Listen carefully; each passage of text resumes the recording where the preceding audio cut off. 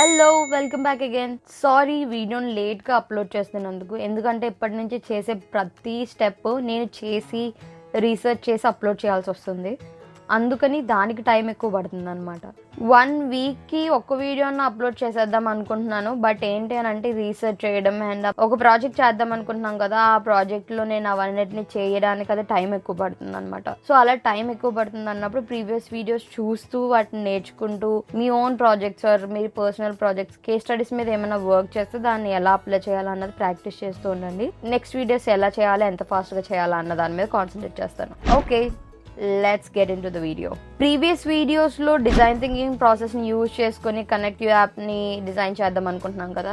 ఈ design thinking connective app ఏంటో తెలియకపోతే ఫస్ట్ టైం వీడియోస్ని చూస్తున్నట్టయితే ప్రీవియస్ వీడియోస్ని చూసి ఈ వీడియో కంటిన్యూ చేసే. ప్రీవియస్ వీడియోస్ అన్నీ చూసేసాను తల్లి, నువ్వు స్టార్ట్ చేయాలంటారా? Okay, let's get started. Design థింకింగ్లో 5 phases ఉంటాయి కదా. సో 5 phases-లో 2 phases కంప్లీట్ చేస్తాం. ఈ వీడియోలో 3rd phase అయిన ఐడియేట్ ఫేజ్ గురించి క్లియర్గా ఎక్స్ప్లెయిన్ చేస్తాను.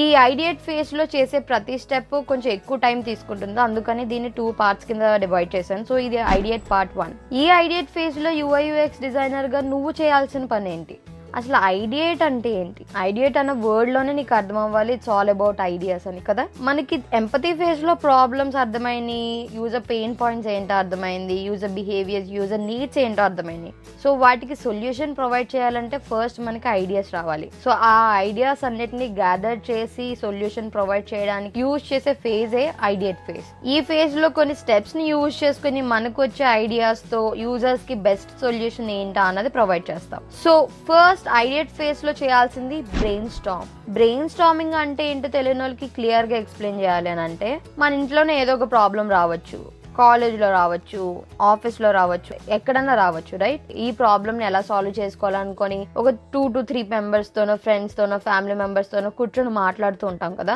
సో ఇలా చేద్దాం, ఇలా చేస్తే సాల్వ్ అవుతుందేమో, ఇలా చేద్దాం, దీనికి బెస్ట్ సొల్యూషన్ ఏమో అన్నట్టుగా మనకి పాసిబుల్ ఐడియాస్ వస్తాయి కదా. సో అలానే నీతో పాటు కొంతమంది డిజైన్ చేసే డిజైనర్స్ ఉండొచ్చు. మీ టీంతో, ప్రాజెక్ట్ మేనేజర్స్తో, స్టేక్ హోల్డర్స్తో వాళ్ళందరితో కూర్చొని ప్రాబ్లం ఇది, వాళ్ళకి ఎలాంటి సొల్యూషన్ ప్రొవైడ్ చేయాలి. సో ఆ ప్రొవైడ్ చేయాలంటే ఫస్ట్ వచ్చే ఐడియాస్ అన్నిటిని కొన్ని యాక్టివిటీస్ ద్వారా ఐడియాస్ని గ్యాదర్ చేసుకుంటాం అనమాట. నేను యూఎక్స్ కేస్ స్టడీ చేస్తున్నాను, నా దగ్గర టీం లేదు, టీం మెంబర్స్ లేరు, నేను ఒక్కరినే చేసుకోవాలి అని అనుకుంటే yes you can do that. నీ అంతా నువ్వు కూర్చొని నీకు పాసిబుల్ ఐడియాస్ ఇవి అని అనిపించాయంటే కొన్ని యాక్టివిటీస్ అన్నాను కదా, ఆ యాక్టివిటీస్ యూజ్ చేసుకొని ఐడియాస్ని ప్రొవైడ్ చేయొచ్చు. బట్ బ్రెయిన్ స్టార్మింగ్లో చేయాల్సిన కొన్ని ఇన్స్ట్రక్షన్స్ ఉన్నాయన్నమాట. బ్రెయిన్ స్టార్మింగ్ అంటే it's all about ideas gather చేసుకోవడం అని అన్నాను కదా. సో 3 members ఉన్నారు అనుకున్నప్పుడు ఒక్కొక్కరు ఒక్కొక్క ఐడియా ఇస్తున్నట్టు కన్సిడర్ చేద్దాం.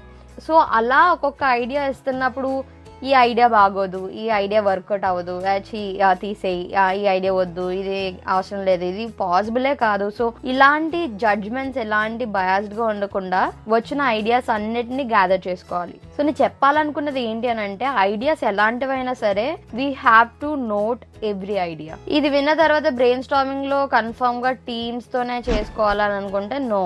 ఒకవేళ నీ దగ్గర ఎలాంటి టీం లేకపోయినా, మీ ఆఫీస్ లో ఎలాంటి టీం లేకపోయినా, లేదు నువ్వు ఫ్రెషర్వి, డిజైనింగ్ లో ఎవరు తెలిసిన వాళ్ళు లేకపోయినా నువ్వు ఒక్కడవే చేసుకోవాలనుకున్నా చేసుకోవచ్చు. నీ పాసిబుల్ ఐడియాస్ ఏమొస్తున్నాయి, నీ మైండ్ లో ఎలాంటి ఐడియాస్ రన్ అవుతున్నాయి, ఇది వర్కౌట్ అవుతుంది, ఇది వర్కౌట్ అవుతుంది నీ అంతటి నువ్వే ఎలిమినేట్ చేసుకోకుండా ప్రతి ఐడియాని గ్యాదర్ చేసుకోవాలన్నమాట.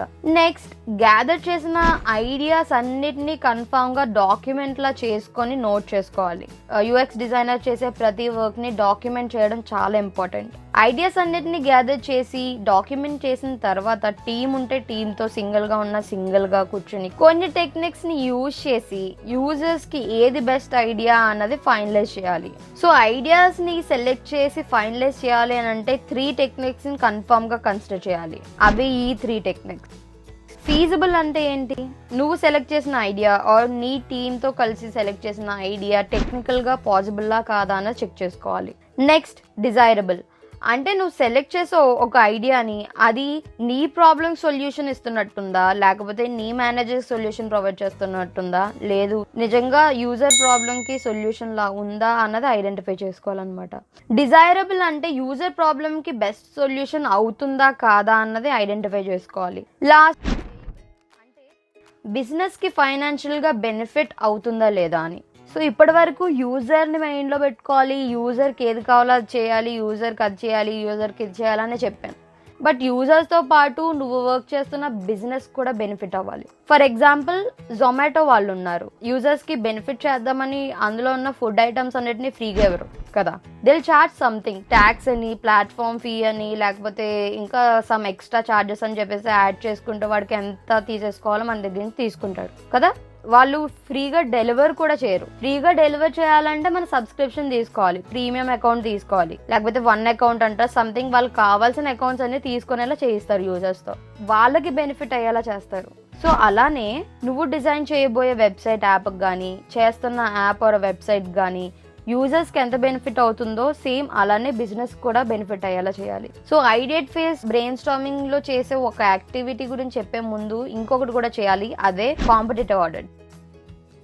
యూఎక్స్ రీసెర్చ్ వీడియోలో ఆల్రెడీ చెప్పాను కదా కాంపిటేటివ్ ఆడిట్స్ చేయాలని చెప్పేసి. ఈ వీడియోలో క్లియర్గా ఎక్స్ప్లెయిన్ చేస్తాను ఎలా చేయాలి, ఎక్కడి నుంచి స్టార్ట్ చేయాలి అన్నది. కొంతమంది కాంపిటేటివ్ ఆడిట్స్ అంటే స్ట్రెంగ్స్, వీక్నెస్ అంటే జస్ట్ సార్ట్ అనాలిసిస్ చేస్తే సరిపోద్ది అనుకుంటారు. It's not just a sort analysis. So దానికి ఏం చేయాలన్నది ఇప్పుడు క్లియర్గా ఎక్స్ప్లెయిన్ చేస్తాను చూడండి. కాంపిటేటివ్ ఆడిట్స్ ని కొంతమంది కాంపిటేటివ్ అనాలిసిస్ అని కూడా అంటారు. ప్రెజెంట్ మనం వర్క్ చేయబోయే కనెక్టివ్ యాప్ కి కాంపిటేటర్స్ ఎవరు? First connective app LinkedIn and Instagram కలిపితే ఒక యాప్ అనుకుంటున్నాం కదా. సో దానికి కాంపిటేటర్స్ ఎవరై ఉంటారు? ఇందులో కూడా డైరెక్ట్ కాంపిటేటర్స్ ఉంటారు, ఇండైరెక్ట్ కాంపిటేటర్స్ ఉంటారు. ఇక్కడ మీకు కనిపిస్తుందా? నేను ఇక్కడ లింక్డ్ఇన్ కి, ఇన్స్టాగ్రామ్ కి డైరెక్ట్ కాంపిటేటర్స్ ఎవరు, ఇండైరెక్ట్ కాంపిటేటర్స్ ఎవరు అన్నది నేను మెన్షన్ చేశాను. సో ఈ డైరెక్ట్ ఇండైరెక్ట్ కాంపిటేటర్సే మనకు కూడా డైరెక్ట్ అండ్ ఇండైరెక్ట్ కాంపిటేటర్స్ అవుతారు కదా. దీంట్లో సేమ్ నేను లింక్డ్ఇన్ ని, ఇన్స్టాగ్రామ్ నే కాంపిటేటర్స్ కింద ఇద్దరిని తీసుకుంటున్నాను. సో మీరు చేయబోయే కాంపిటేటివ్ ఆడిట్స్ కి అట్లీస్ట్ 5 కంపెనీస్ ఉండేటట్టు చూసుకోండి. 5 కంపెనీస్ అన్నా ఉండాలి. సో మీకు ఎక్స్ప్లెయిన్ చేయడానికి ఈ 2 కంపెనీస్ మాత్రమే కన్సిడర్ చేస్తున్నాను. ఇది కాంపిటేటివ్ ఆడిట్ టెంప్లెట్ అన్నమాట. దీంట్లో ఏం చేయాలి అంటే మనం అబ్జర్వ్ చేసే ప్రతి పాయింట్ ని డాక్యుమెంట్ లో ఇక్కడ నోట్ చేస్తూ ఉంటాం అనమాట. మనం తీసుకున్న కాంపిటేటర్స్ ఎవరు? LinkedIn and Instagram. సో ఇక్కడ నేమ్స్ మెన్షన్ చేస్తాం. అండ్ కాంపిటేటర్ టైప్ ఏంటి? డైరెక్ట్ కాంపిటేటరా ఆర్ ఇండైరెక్ట్ కాంపిటేటర్సా? సో ఇద్దరు మనకి డైరెక్ట్ అవుతారు. సో అందుకని డైరెక్ట్ అని పెట్టాను. అండ్ వాళ్ళ వెబ్సైట్ లింక్ కానీ, యాప్ లింక్ కానీ ఇక్కడ ఉంటే అక్కడ మెన్షన్ చేస్తాం అనమాట. అండ్ తర్వాత బిజినెస్ సైజ్ ఏంటి? పెద్ద కంపెనీయా, లార్జ్ కంపెనీయా, స్మాల్ కంపెనీయా, మీడియం కంపెనీయా? ఈ 2 లార్జర్ కాబట్టి లార్జ్ అని మెన్షన్ చేశాను. అండ్ నెక్స్ట్ ప్రొడక్ట్ ఆఫరింగ్ అంటే ఆ ప్రొడక్ట్ వాళ్ళు ఏం ఆఫర్ చేస్తున్నారు యూజర్స్కి ఎలా బెనిఫిట్ అవుతుందో అన్నది మెన్షన్ చేయాలి.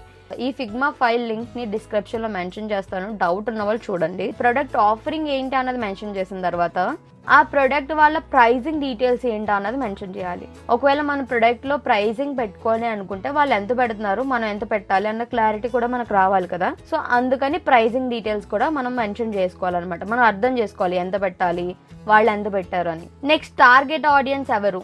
ఆ యాప్ ఆర్ వెబ్సైట్ వాళ్ళకి టార్గెట్ ఆడియన్స్ ఎవరు అనేది క్లియర్ గా మెన్షన్ చేయాలి.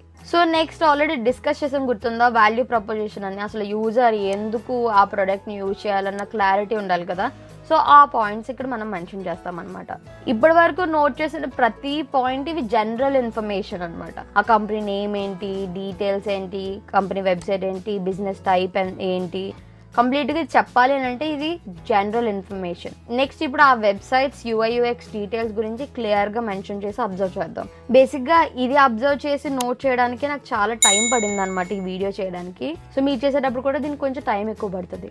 జనరల్ ఇన్ఫర్మేషన్ అయిపోయిన తర్వాత ఫస్ట్ ఇంప్రెషన్ అని ఆ వెబ్సైట్ ఎలా కనిపిస్తుంది, ఎలా ఫీల్ అవుతున్నావు యాజ్ ఎ యూజర్ గా అన్నది చిన్న ఇన్ఫర్మేషన్ రాయాలి. ఈ ఇన్ఫర్మేషన్ నేను ఎలా మెన్షన్ చేశానో చూడాలని అంటే same Figma file link description లో పెడుతున్నాను, వెళ్ళి చూడు. మన కాంపిటీటర్స్ కి వెబ్సైట్ ఉండొచ్చు, మొబైల్ అప్లికేషన్ ఉండొచ్చు, వెబ్ రెస్పాన్సివ్ ఉండొచ్చు. సో ప్రతి దాని గురించి క్లియర్ గా మెన్షన్ చేసుకోవాలన్నమాట. ఇక్కడ నేను కన్సిడర్ చేసింది only web UX design and UI design, mobile app UX design and mobile app UI designing అనమాట. ఆ పర్టికులర్ కాంపిటీటర్స్ కి వెబ్సైట్ ఉందా, యాప్ ఉన్నదా అన్నది కన్సిడరేషన్ తీసుకొని వాటి మీద కూడా ప్రతిదాన్ని డాక్యుమెంట్ చేసుకోవాలి. సో మన కాంపిటీటర్స్ కి వెబ్సైట్ ఉందా, మొబైల్ అప్లికేషన్ ఉందా, ఒకవేళ 2 ఉన్నాయా, లేదు అని అంటే మొబైల్ రెస్పాన్సివ్ వెబ్సైట్ ఉన్నదా, ఇవన్నీ కన్సిడర్ చేసుకొని దానికి తగ్గట్టు ఇక్కడ కనిపిస్తున్న వాటి ఫీచర్స్ ఏంటి, యాక్సెసిబిలిటీ ఉన్న వాళ్ళ కోసం వాళ్ళు ఎలాంటి ఫీచర్స్ ప్రొవైడ్ చేశారు, నెక్స్ట్ యూజర్ ఫ్లో ఎలా ఉంది, అండ్ నావిగేషన్ ఎలా ఉంది, యూజర్స్ ఎక్కడి నుంచి ఎలా వెళ్తున్నారు, క్లియర్ నావిగేషన్ ఎలా ఉంది, అది యూఎక్స్ రిలేటెడ్ డీటెయిల్స్ అయిపోయిన తర్వాత వెబ్సైట్ యూఐ డీటెయిల్స్ అనమాట, విజువల్ డిజైన్స్ అని కూడా అంటారు. బ్రాండ్ ఐడెంటిటీ డీటెయిల్స్ ని ఎలా మెయింటైన్ చేశారు, అండ్ హైరార్కీ ఎలా ఉన్నది, అండ్ ఎలాంటి డిజైన్ సిస్టమ్ యూజ్ చేశారు. సో ఇవన్నీ ఇన్ డీటెయిల్ గా అబ్జర్వ్ చేసి నోట్ చేయాలన్నమాట. యూఎక్స్ డిజైన్ అబ్జర్వేషన్ చేసాము, యూఐ డిజైన్ అబ్జర్వేషన్ చేసి నోట్ చేసాము. వెబ్సైట్ కాంటెంట్ ఎలా ఉందన్నది కూడా అబ్జర్వ్ చేయాలన్నమాట. టోన్ ఆఫ్ వాయిస్ అంటే, టోన్ ఆఫ్ వాయిస్ అని అంటే డైరెక్ట్ గా లింక్డ్ఇన్ వాళ్ళు డైరెక్ట్ గా మాట్లాడు వాళ్ళ వెబ్సైట్ ఆర్ యాప్ నుంచి యూజర్స్ తో ఎలా కమ్యూనికేట్ అవుతున్నారు అన్నది కూడా మెయిన్ ఇంపార్టెంట్. సో కాంటెంట్ కూడా చాలా ఇంపార్టెంట్ అనమాట. అది ప్రొఫెషనల్ గా ఉందా, ఫ్రెండ్లీగా ఉందా, లేకపోతే ఆరగెంట్ గా ఉందా, రూడ్ గా ఉందా, జస్ట్ నార్మల్ గా ఉందా. మనం డిజైన్ చేసే దాంట్లో కాంటెంట్ కూడా చాలా ఇంపార్టెంట్. మనం ప్రొఫెషనల్ గా ఇవ్వాలా, ఫ్రెండ్లీగా కాంటెంట్ ప్రొవైడ్ చేయాలా, క్రియేటివ్ గా ఉండాలా. సో దీని మీద కూడా అబ్జర్వ్ చేయాలి. సో అందుకని మన కాంపిటీటర్స్ ఎలాగా ప్రొవైడ్ చేస్తున్నారా అన్న దాని గురించి ఇన్ఫర్మేషన్ మొత్తం అన్నిటిని మనం ప్రొవైడ్ చేయాలి. దాని తర్వాత లింక్డ్ఇన్ కి, ఇన్స్టాగ్రామ్ కి మొబైల్ యాప్ కూడా ఉంది కదా. సో దాన్ని కూడా సేమ్ యాజ్ ఇప్పటి వరకు వెబ్సైట్ కి ఎలా చేసామో అలానే మొబైల్ యాప్ కూడా చేయాలి. వాటి features, accessibility, user flow, navigation, previous గా చేసిన ప్రతి పార్ట్ దీనికి కూడా మొబైల్ యాప్ కూడా చేయాలన్నమాట. ఈ ఫైల్ లింక్ ని డిస్క్రిప్షన్ లో మెన్షన్ చేస్తున్నాను. డౌట్ ఉంది, క్లారిటీ లేదా అన్న వాళ్ళు ఒకసారి రివైజ్ చేసుకొని చూడండి. ఇది ఇమీడియట్ గా చూసిన వెంటనే అర్థం కాకపోవచ్చు. ఒకసారి 2 to 3 times చూడడం, ప్రాక్టీస్ చేయడం చేస్తే ఈజీ అయిపోద్ది అనమాట. ఒకసారి అర్థమైంది అని అంటే కాంపిటీటర్స్ ని ఎలా అనలైజ్ చేయాలి, ఎలా అర్థం చేసుకోవాలి అన్నది తెలుస్తుంది. ఇప్పుడు ఇంకొక మెయిన్ పాయింట్ ఏంటో తెలుసా, కాంపిటీటర్స్ వాళ్ళు బాగా వర్క్ చేస్తున్నారా, వాళ్ళ స్ట్రెంగ్స్ ఏంటి, వీక్నెస్ ఏంటి, ఎంతలో బాగుంది, ఎంతలో బాగాలేదని తెలుసుకోవడానికి ఇంకొక ట్రిక్ కూడా ఉంది. ఒకవేళ వాళ్ళకి మొబైల్ అప్లికేషన్ ఉందనుకోండి, గూగుల్ ప్లే స్టోర్ లో, యాప్ స్టోర్ లో వాళ్ళకి కామెంట్స్ చూడగలుగుతాం కదా. యూజర్స్ ఎక్కడ స్ట్రగుల్ అవుతున్నారా అన్న డైరెక్ట్ గా యూజర్సే మెన్షన్ చేస్తారు, రైట్. ఏదన్నా యాప్ కి కాంపిటేటివ్ అనాలిసిస్ చేయాల్సి వచ్చినప్పుడు వాళ్ళ యాప్ కామెంట్స్ ఎలా వస్తున్నాయి యాప్ స్టోర్ లో కానీ, గూగుల్ ప్లే స్టోర్ లో కానీ అన్నది అబ్జర్వ్ చేస్తాను. సో అది కూడా నాకు క్లారిటీ వస్తుంది. వాళ్ళ వీక్నెస్ ఇక్కడ, వాళ్ళు ఇక్కడ వీక్గా ఉన్నారు ఆ కాంపిటీటర్స్. సో దానికి సొల్యూషన్ నేను ఎలా ప్రొవైడ్ చేయాలి. సో అప్పుడే వాళ్ళ దగ్గర స్ట్రగుల్ అయిన యూజర్స్ నేను డిజైన్ చేసే యాప్ ఆర్ వెబ్సైట్ దగ్గరికి యూజ్ చేస్తారు. వేరే వాళ్ళ దగ్గర బాగాలేంది మనం అది ఇంప్రూవ్ చేసి మనం గుడ్ సర్వీస్ ప్రొవైడ్ చేస్తాం, యూజర్స్ కన్ఫర్మ్ గా వచ్చి యూజ్ చేస్తారు కదా. సో దానికి మన సొల్యూషన్ మన వెబ్సైట్ గానీ యాప్ గానీ ప్రొవైడ్ చేసి యూజర్స్ ని అట్రాక్ట్ చేయాలన్నమాట. కాంపిటీటివ్ ఆడిట్స్ అయిన తర్వాత మనకి కొంచెం క్లారిటీ వస్తుంది, మనం ఏం చేయాలి, ఎలాగ చేయాలి, ఎలా చేయకూడదు అన్న క్లారిటీ కూడా వస్తుంది కదా. యాప్ ఆర్ వెబ్సైట్ కామెంట్స్ చూస్తాము అండ్ వాళ్ళు ఇందులో చాలా బాగా చేశారు, సో మనం కూడా దానికంటే బాగా చేయాలన్న క్లారిటీ వస్తుంది. సో ఆ క్లారిటీ గురించి కాంపిటీటివ్ అనాలిసిస్ అన్నది చాలా ఇంపార్టెంట్. ఇది అయిన తర్వాత బ్రెయిన్ స్టార్మింగ్ సెషన్స్లో కొన్ని టెక్నిక్స్ అని చెప్పాను కదా, ఆ టెక్నిక్స్లో first technique crazy eights. Crazy eights అంటే ఒక ఫన్ యాక్టివిటీ లాగా అనమాట. ఇది ఒక డ్రాయింగ్ సెషన్లా ఉంటుంది. సో ఒక A4 షీట్ తీసుకొని ఇలా 8 పార్ట్స్ కింద డివైడ్ చేసుకోవాలి.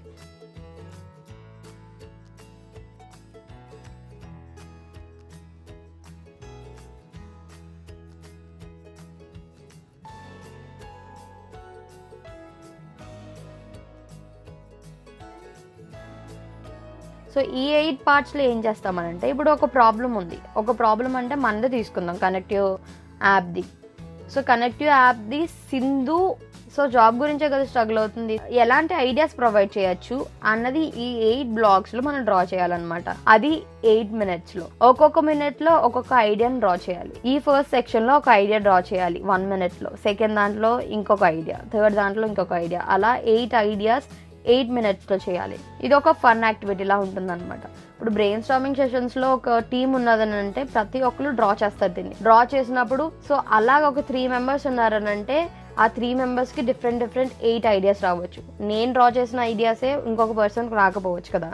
ఇలాంటి టైంలో మనకు చాలా ఐడియాస్ గ్యాదర్ అవుతాయి. ఆ ఐడియాస్లో ఇంకొన్ని టెక్నిక్స్ ని యూజ్ చేసి వాటిని ఫిల్టర్ చేస్తాం యూజర్స్కి బెస్ట్ ఏంటి అన్నది. సో కనెక్టివ్ యాప్కి నేను డిజైన్ చేసిన క్రేజీ 8 యాక్టివిటీ ఇది. ఇవి నేను ప్రొవైడ్ చేసిన 8 సొల్యూషన్స్. దీనికన్నా బెస్ట్ సొల్యూషన్స్ మీ దగ్గర ఏమన్నా ఉంటే డ్రా చేసి నాకు మెయిల్ అన్నా చేయండి, లేదు అని అంటే ఇన్స్టాగ్రామ్లో అన్న మెసేజ్ అన్నా చేయండి. ఈ ఇమేజ్ని కూడా ఫిగ్మాలో నేను అప్లోడ్ చేస్తున్నాను. సో ఇది ఎలా చేయాలా అన్నది క్లారిటీ లేకపోతే ఒకసారి మళ్ళీ చూడండి. క్రేజీ 8 యాక్టివిటీని కూడా మీ యూఎక్స్ కేస్ స్టడీస్లో యాడ్ చేసుకోండి. That's it for today. Next ideation ఫేజ్లో వచ్చే రిమైనింగ్ స్టెప్స్ గురించి నెక్స్ట్ పార్ట్లో చేస్తాను. అప్పటి వరకు వెయిట్ చేస్తూ ఇప్పటి వరకు చెప్పిన ప్రతి దాన్ని ప్రాక్టీస్ చేస్తూ ఉండండి.